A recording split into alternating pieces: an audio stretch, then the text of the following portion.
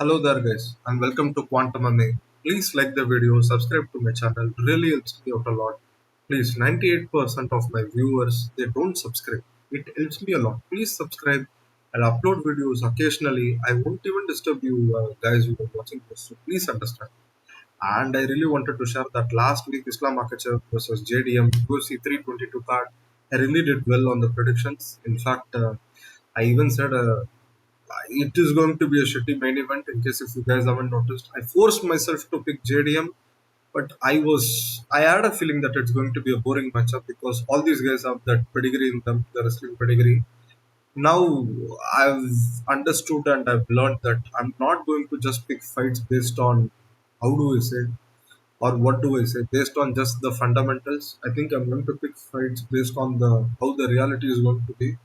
It's some fighter pick talks. I hope you guys understand. So I thought I'll share my predictions for this week's card. So yeah, please subscribe to my channel. Like the video helps me out a lot. Let's go to the opener of the main card, which is none other than Tiger the inbred Ulanbekov facing none other than Kyoji in inner bred Horiguchi. I don't even know what to even say. Two fucking inbred guys going at each other, flyweight. I don't think so. Like this fight would even. It's going to be a great fight. Don't get me wrong. I think we are going to see some action here, but I don't think so. There will be a finish over here. It's going to go for a decision, and I'm going in favor of Tagir Ulanbekov. I honestly feel he's the safer inbred out here to pick. So I think it's a nice way to pick that guy. And it's in UFC Qatar. I mean, it's in Qatar. Hope you guys understand what I'm trying to say. And our Tagir is going to win this one. That's all I'm saying, and that's all I'm picking. Yeah, that's pretty much it. Yeah. So let's move on to the next matchup of the night, which is none other than Serghei Spivac versus Shamil the fat bastard. Ah, fuck! Look at this fat cunt over here. Shamil Gaziev. Yeah, surprisingly, it's funny. That's all I'm going to say. Mate, how are these guys even ranked in the first place? Like, seriously, for fuck's sake.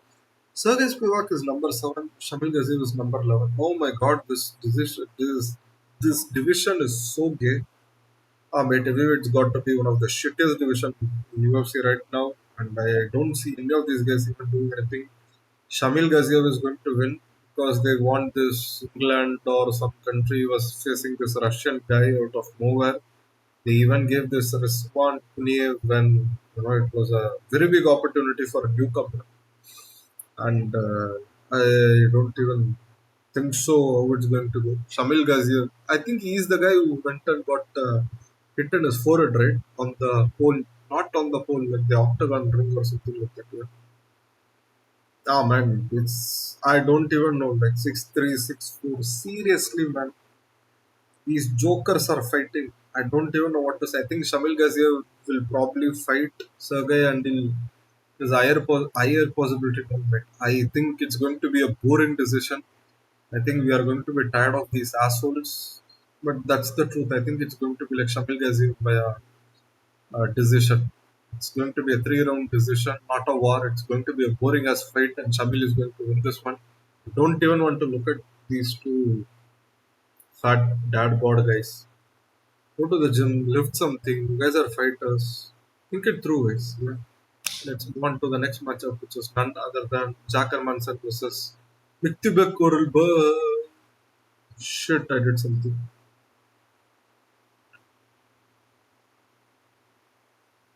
I just gave myself away, didn't I, guys?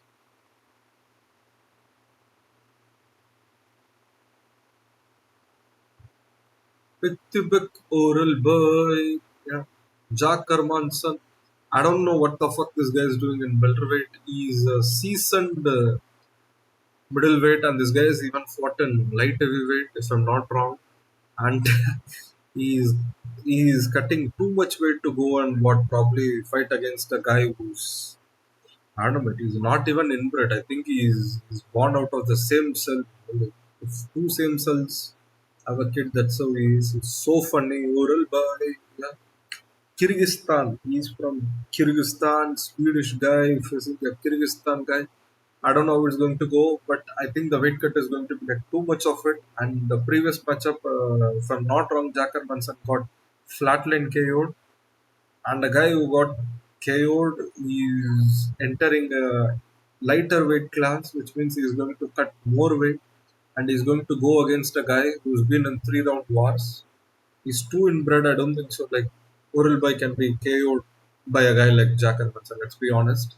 I feel like Orolbai is going to. I think this is going to be a banger of a matchup. At least so far of the in the night, I can say. I think Uralbai is probably going to get a decision on Jack Hermansson. If Jack Hermansson loses this by a finish, let's say in the second round or third round, I think he's done. He should simply retire.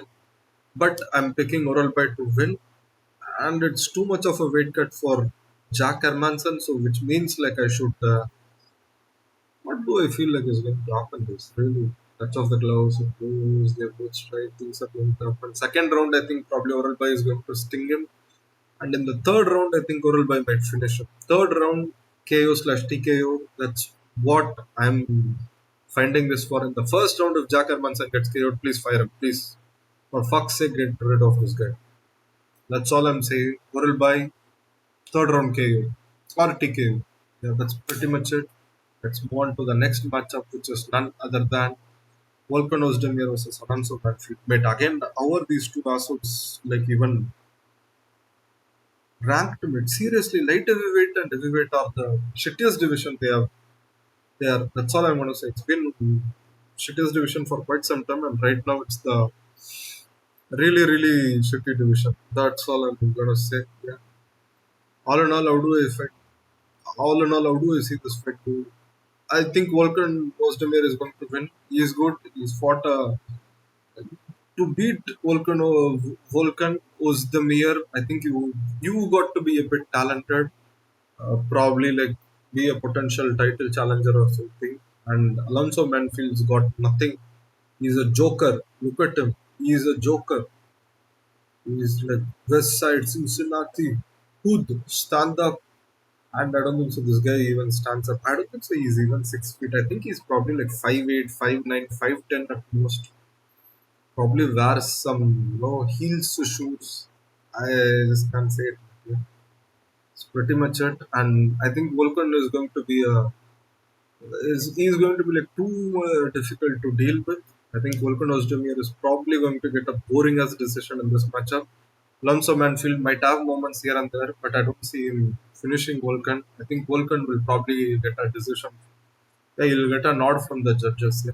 That's pretty much it. Man, these two divisions needs a bit of a shake-up, and lightweight is recently joining these two divisions. Lightweight is filled with nothing but shit fighters, guys. Think it through. Now let's move on to the co-main event of the night, which is none other than Bilal. Remember the name Chicago Bull Muhammad, who's Palestinian guy and fighting against Ian Machado Irish Gary, Gary. Yeah, that is there. I don't know. Like I saw it's a three-rounder matchup. I don't know why did Belal say yes for a three-round matchup, that too against a guy like Ian Gary. Ian Gary is good, guys. He's really good. I think I think he could beat Islam Makhachev. That's my belief. I know Islam Makhachev wrestles well. Ian Gary is good in terms of takedown defense, and his grappling skills are good. He's training with Chutade Boxing. Both of his last two matchups were short notice matchups. Again, sharp cut in the fifth round. He almost got a submission. Almost got a submission. And Carlos Pratas is really good. Ian Machado Garry is pretty fast. All of his wins are aging like fine wine right now. Josh Neal, then Daniel Rodriguez, MVP, then who else are there? Like Carlos Pratas. It's just he's too good. And Belal Muhammad, all his wins are actually they are just going down. Just is too gay for Belal right now. Take all his great wins. Sean Brady gets slipped in the first round against a 25-year-old Michael Morales. His 5 round win against Gilbert Burns. Guy gets slipped by Michael Morales again the first round. The third best, like second best win, I would always say is Leon Edwards. Guy is on his third win. Guy got killed mid. That was a fucking assassination attempt by Carlos Prates on Leon Edwards. I'm telling you, I think they should have just let him continue. He was trying to Leon the fucking that cheating asshole guy was actually trying to poke, if I'm not wrong, or he must have been just like flat shut KO'd by Carlos Prates. That was a scary knockout. Not just scary to push a guy like Leon to make him fly in the air for a second, for a millisecond. I think it must be like I think Carlos Prates must have got some real heat in his hands, which is a very big thing. And Ian Gary just beat him. It was a 5 round decision. I think 3 rounds solidly won, almost closer to 4. I might say that Ian Gary won. Would love to see the rematch, but I don't know, guys. Belal Muhammad, I don't think so. He's ever going to fight for the title again. He's just coming off his first loss against a guy like JDM. JDM's got time to improve. Probably he can take a year off, do a lot of things, learn a lot of skills, then return. But Belal Muhammad, I think he's on his way out. This is a 3 rounder. I can clearly see that like Belal Muhammad just trying to walk Ian Gary down, and all Ian Gary does is probably like touch, touch, touch, like leg kicks, oblique kicks, a couple of elbows, and then disengage and move. Ian Gary's got like great footwork. I think that's what's going to happen. It's going to be a semi-boring fight because Belal is the one who's going to make this entertaining matchup. I think he's going to just try and walk Ian Gary, which I don't think so. It will work. Ian Gary is really big, 63. He's got a much bigger reach, 64.5. Wait, my reach is bigger than Ian Gary's. Fucking hell. My reach is bigger than Ian Gary. I never knew that. Yeah, I think Ian Gary is going to probably touch, touch, touch, move. The first round, Ian Gary is going to win. And second round, Ian Gary is going to edge it out. And in the third round, Belal is going to turn on the pressure. But I don't think so. It will work out for him. I think Ian Gary wins this comfortably, 29-28 in favor of Ian Gary. If Ian Gary really, really works his ass off for this one, I feel like he could actually finish Belal Muhammad. But I don't feel like Belal is the type of guy to get finished by a guy like Ian Gary. There is going to be a bit of a brew, like a war brew kind of thing. Let's see how it goes here. And Ian Gary versus Islam Makhachev. Trust me, guys.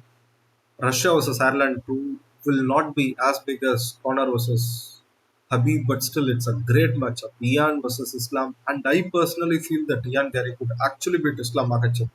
That's just my belief, and I don't know. That's just my belief, and I feel like Ian Gary is going to beat Belal Muhammad, and he'll be facing Islam Makhachev next. That's my belief, and that's my pick for the night. I think this should be the lock of the card. That this and Arman Tsarukyan are my lock of the card. Ian Gary via decision. Let's move on to the main event of the night, which is none other than our number one Arman Tsarukyan versus Dan Hooker. Arman Tsarukyan is such a massive favorite. I wouldn't be surprised if that guy even becomes a minus 800 favorite. I'm 100% high on Arman. I think he wins this one.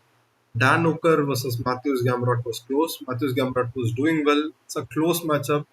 At times, like when I rewatch the fight, I can see an argument for Gamrot, but the only problem with Gamrot is that he can take someone down, but he doesn't do like anything that massive with these guys. Even it's similar to certain type of guys. Like he takes people down, he can't control them properly, and most of the time he goes for chokes or kimura kind of thing. And even against Carlos Diego Ferreira, I think ribcage broke for him from the wrestling exchange, and with the other times it was just not even a rear naked choke or something. It's just mostly kimura. He holds people down. It's pretty much like that. And Dan Hooker is takedown defense has really improved. I'll give him that. Dan Hooker is good, but I don't see him winning against a guy like Arman Tsarukyan because Dan Hooker is not grappler like Oliveira. And guys got like back-to-back hand injuries. He broke his hand twice. multiple times. I think the fight is going to go similar to how Joel Alvarez versus Arman Tsarukyan went. Probably he'll strike with Dan Hooker a couple of minutes and then take him down. The one thing about guys from that Caucasian region, let it be Arman or let it be not Merab. Merab doesn't do this. Like, I think maybe he can do this, but I don't think so. He does this. Let it be Merab, let it be Umar, or let it be Islam, Khabib, whatever it is. The main reason for the success in grappling is what I personally feel, and also the fact that most of these grapplers are unable to succeed with them is they don't give the space, for any grappling exchange to occur in the first place. They need some space so that they can build momentum. Whereas with a guy like Arman, or probably a guy like Islam, or even Habib or Umar, those guys, specifically those guys, even what's his name, Hamzat as well, they just don't give you that space. They constantly take that space away, body to body, that space or whatever it is. Unless and until you are a short guy, or you are someone who's really good with cardio, who is good with grappling by yourself, unless and until those things are there, I mean, like, it's not possible to beat them. Arman Tsarukyan, the only problem is he doesn't give anybody the space, and he's a young guy. He's constantly improving. He's been training for a lot of, what do I say, BJJ competitions as well, and he's won them. I know those are all retired guys, but he's keeping himself occupied. Plus, he was training alongside Hamza Chimaev for his title matchup. And if anybody paid attention to Hamzat's coaches, those are some Olympic level world class trainers. And I really couldn't see DDP winning, but I forced myself to pick a guy like DDP. That's it. I forced myself to pick JDM because I just don't want these fucking asshole guys, or the guys who fight once in a year, or the guys who just make these boring ass fights, to become champions and them disappear out of nowhere. That's the funniest part. When Hamzat came, when he was fighting, initially I was really happy. The first round, the takedown, he finishes people, he just left leading the You are just surprised. Like, you just have the adrenal pump is there. But now after the DDP match, I don't know. It's too gay. That's all I'm gonna say. And for Arman Tsarukyan, not if I think Arman Tsarukyan will probably beat Dan Hooker. How do I see this happening? I think Arman might take him to the second round, maybe a TKO, or if not a submission, or it could be a doctor stoppage as well. To be really honest, I feel like Arman Tsarukyan might even get Dan Hooker via doctor stoppage. Dan Hooker probably fighting. Guy hits a couple of shots, his hand gets broken. What else is there? Yeah. What else to say? Yeah.